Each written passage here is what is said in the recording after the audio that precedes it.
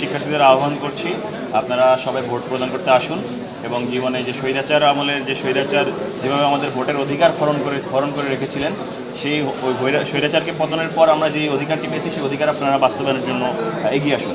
কি বুঝলেন ভাই? অনলি যেটাই চাই।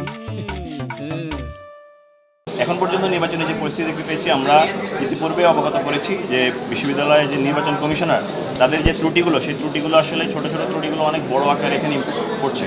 প্রথমত গতকাল যেভাবে বহিরাগতরা এবং প্রাক্তন শিক্ষার্থীরা একটি ছাত্রদলের, যুবদলের এবং বিএনপিপন্থী শিক্ষকরা যেভাবে নির্বাচন কমিশনারে ঢুকে আসলে ষড়যন্ত্রমূলক পরিস্থিতি তৈরি করেছে বলে আমরা উদ্বেগ প্রকাশ করেছি। একই সাথে এরপর আমরা কিছু দাবি জানিয়েছিলাম যেন পোলিং এজেন্টের ব্যাপারে ক্লিয়ার করা হয়, ডোপ টেস্টের ব্যাপারে ক্লিয়ার করা হয় এবং একই সাথে যে ব্যালট পেপার রয়েছে, ব্যালট পেপারের ক্ষেত্রে ওনারা কী করেছেন, একটি হলে যদি 400-522 জন ভোটার থেকে থাকেন সেখানে 600টি ব্যালট দিয়েছেন।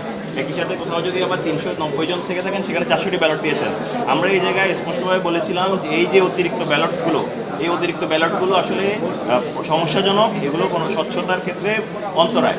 সে জায়গায় আমরা বলেছিলাম এই অতিরিক্ত ব্যালটগুলো যেন না রাখা হয়, কিন্তু আমরা আজকে এসে দেখতে পাচ্ছি প্রায় প্রতিটি হলেই অতিরিক্ত ব্যালটগুলো সহ ওনারা রাখা হয়েছেন। ওনাদের কাছে যে বক্তব্য, ওনাদের এই ব্যাপারে কোনো ক্ল্যারিফিকেশন নেই, ওনাদেরকে এই ব্যাপারে কোনো ইনস্ট্রাকশন নেই।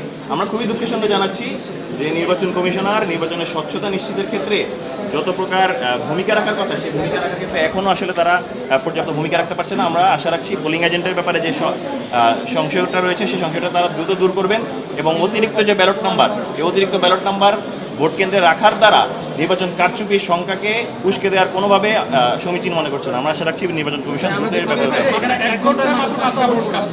জি, এটি আরেকটি দুঃখজনক ব্যাপার যে নির্বাচন কমিশনের নির্বাচন প্রক্রিয়া শুরু হতে এখানে 9:40 বেজে গেছে, যেখানে 9টা থেকে ভোট গ্রহণ শুরু হওয়ার কথা ছিল।